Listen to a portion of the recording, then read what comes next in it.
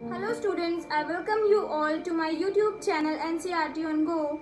Today I am here with a very important topic, that is homonyms.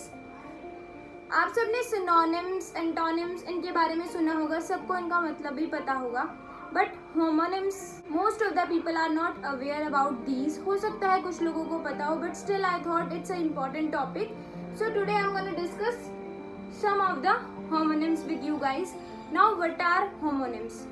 The name clears itself. Homo means क्या होता है? आपको पता होगा, हम बचपन में homogeneous, heterogeneous ये सब पढ़ते थे साइंस में. So homo का मतलब क्या होता है? Same.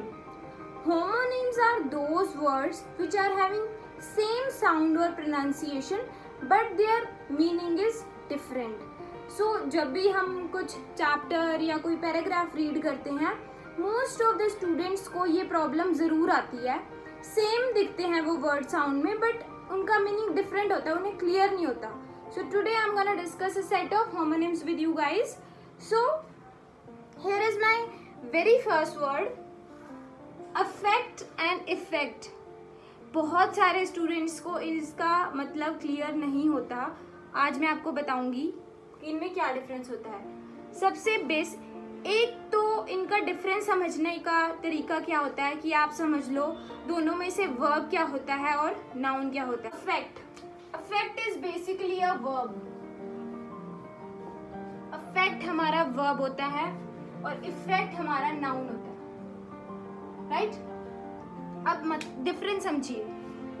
अफेक्ट का मतलब होता है चेंज, कोई भी चेंज आना किसी चीज में, एंड इफेक्ट का मतलब होता है result of that change. Means कि किसी सेंटेंस में आपको कंफ्यूजन हो रही है कि मैं अफेक्ट यूज करूं, मैं इफेक्ट यूज करूं. जहां पे आपको सेंस लग रहा है ना कि यहाँ पे रिजल्ट की बात हो रही है, कि सपोज कोई चेंज आया, suppose there is any phenomenal change, कोई क्लाइमेटिक चेंज आया, उसका जो रिजल्ट हुआ वहां पर इफेक्ट आएगा. लाइकवाइज मैंने सेम एग्जाम्पल रखा है आपको समझाने के लिए. The drought affected the wheat crops, right? सबसे पहली चीज affected, verb he as a verb denote किया मैंने. ड्रॉट ने अफेक्ट किया व्हीट क्रॉप्स को. यहाँ पे मैंने ये नहीं बात की कि ड्रॉट का उनके ऊपर क्या इम्पैक्ट आया, मैंने बात किया कि उसने सिंपली उन्हें इफेक्ट किया है. इट मीन्स कि here affect is a verb.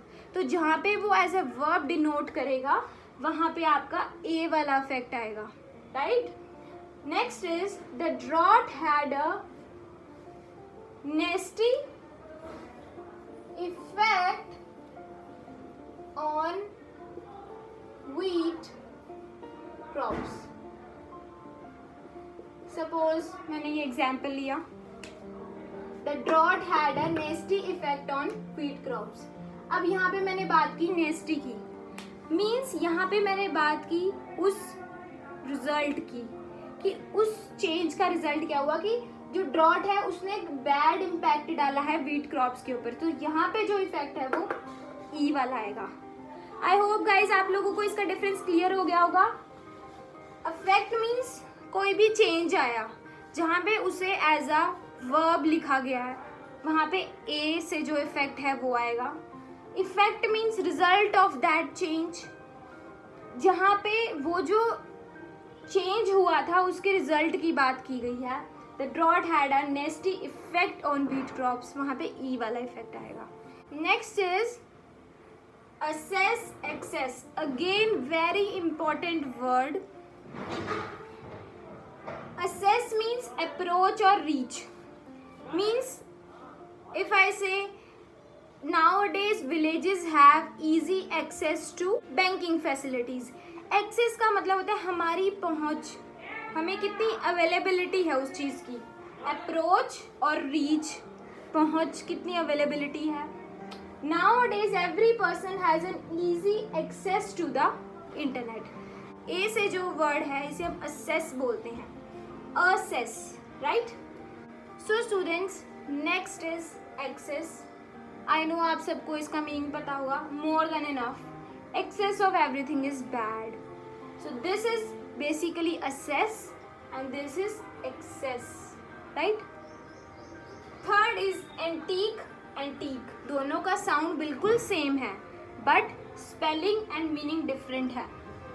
Antique, odd, strange, or I can say peculiar. His behavior in yesterday's party was antique. Like हम किसी को मजाक में भी कह देते हैं यार तू कितना एंटीक है यार, तेरी हरकतें कितनी एंटीक है. तो जब वो पर्सन के लिए किसी वियर्ड बिहेव के लिए जब हम उस एंटीक को यूज कर रहे हैं तो वो एंटीक है ANTIC वाला antique, right.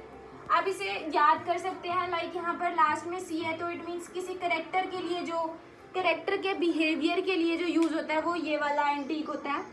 Next is antique, जो हम एंटीक थिंग्स के लिए यूज कर सकते हैं. Like I have a plethora of antique things at my home.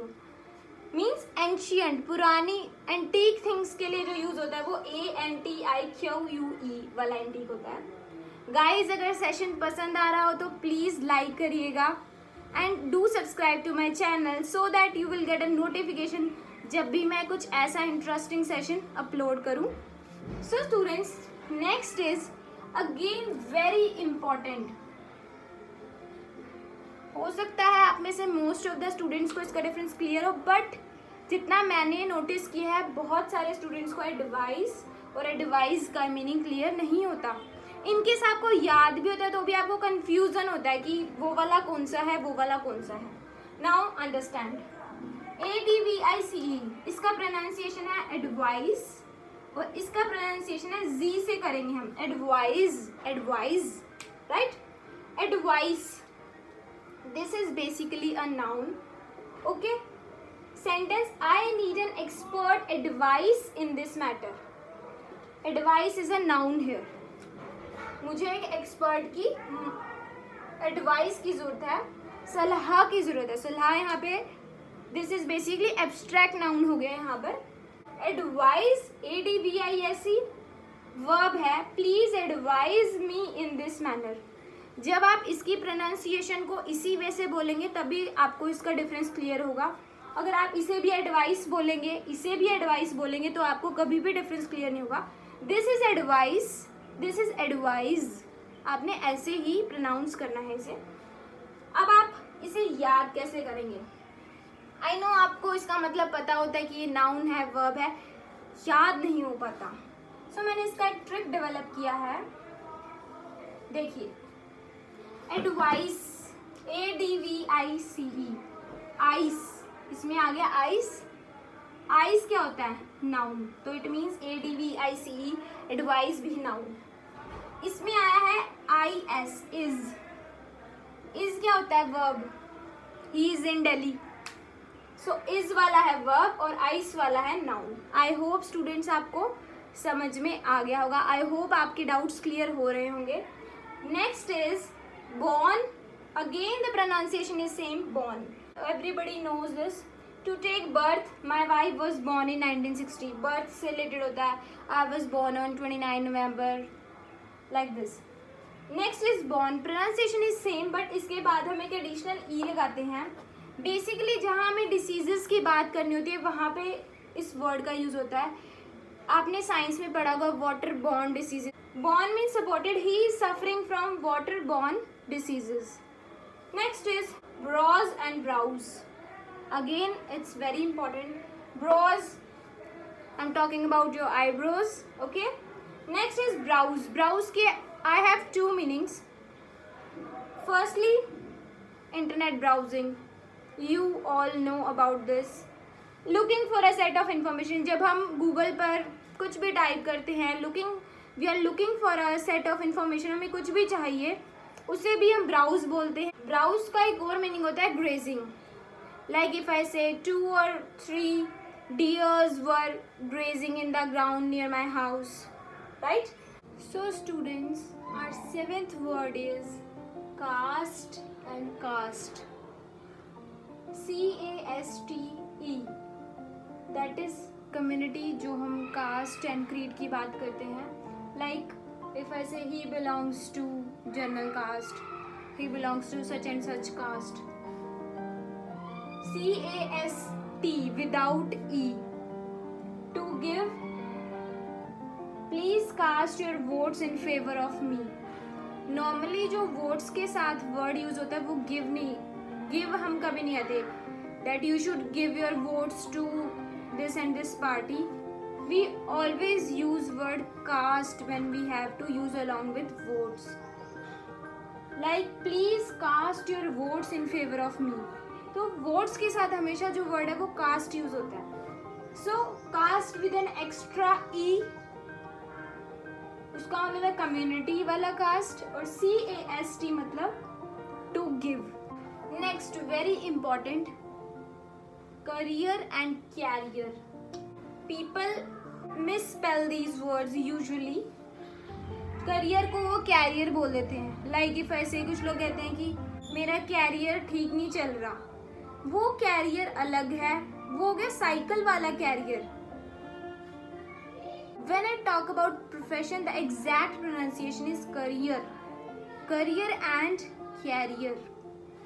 Career आप याद रखोगे CAREER. That is profession.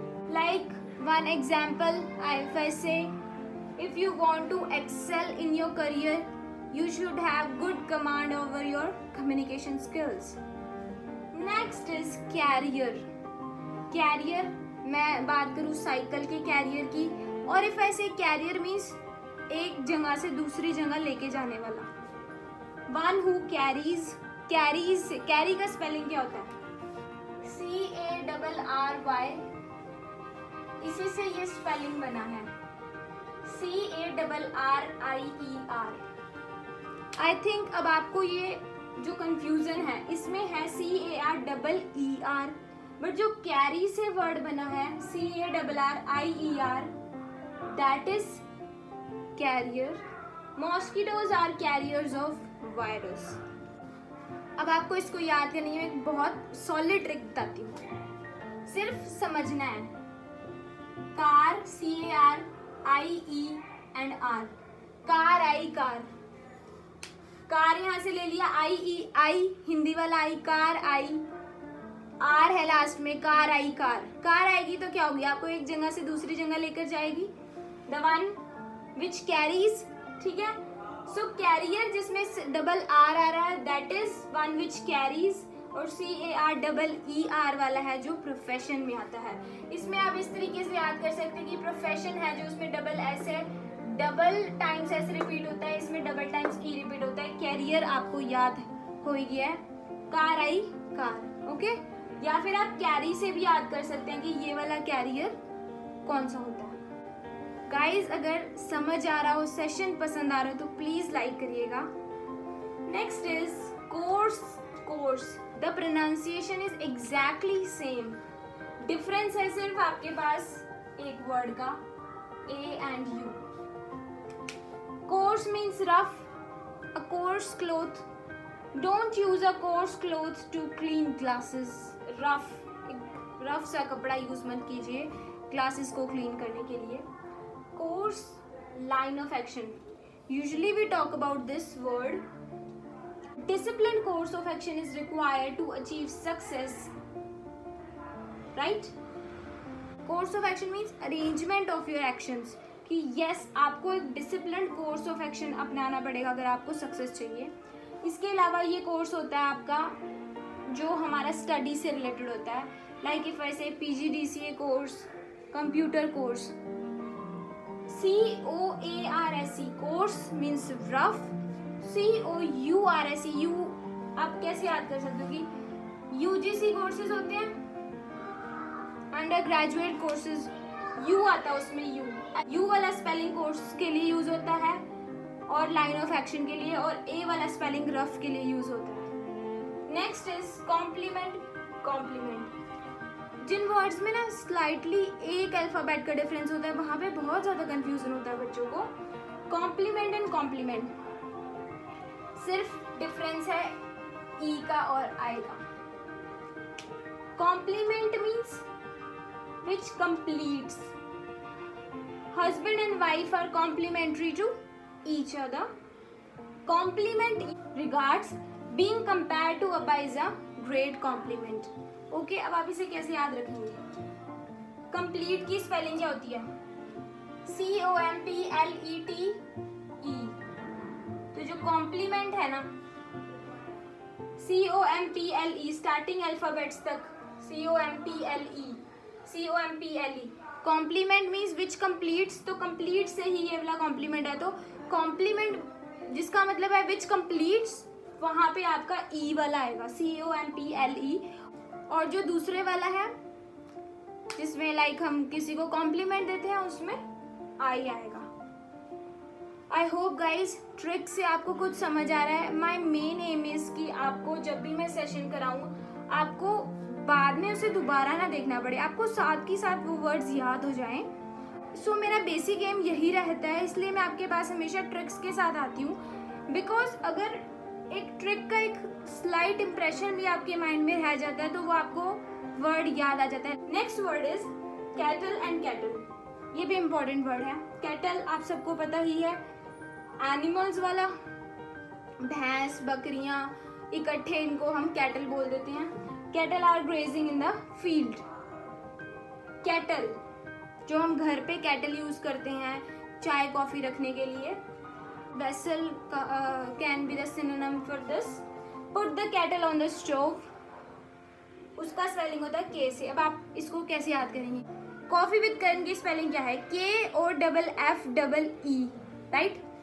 आपने कॉफी का स्पेलिंग वो याद रखना है कि KOFFE से कॉफी का स्पेलिंग है। कॉफी को आप कहाँ रखते हो? कैटल में। तो कॉफी हमारा जब कैटल में रहता है, के से ही दोनों स्पेलिंग्स हैं, KOFFE, KETTLE।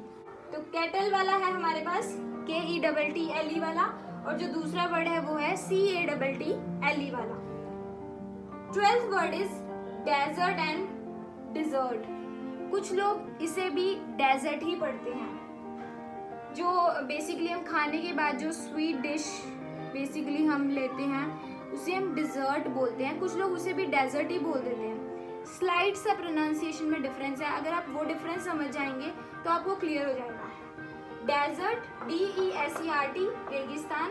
Sahara is the largest desert in the world. Okay, ये सबको पता है।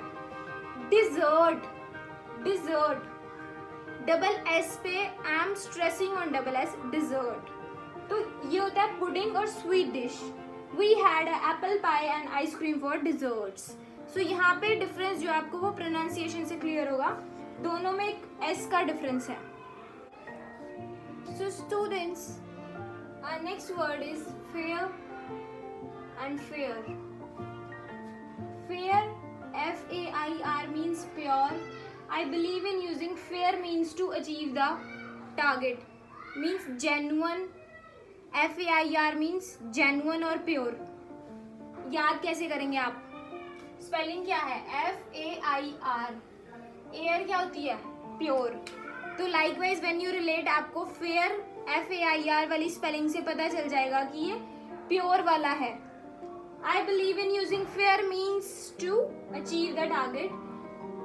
ऑटोमेटिकली दूसरे का मीनिंग आपको क्लियर हो जाएगा। FARE, पैसेज मनी, किराया। There is a relaxation in fares for senior citizens.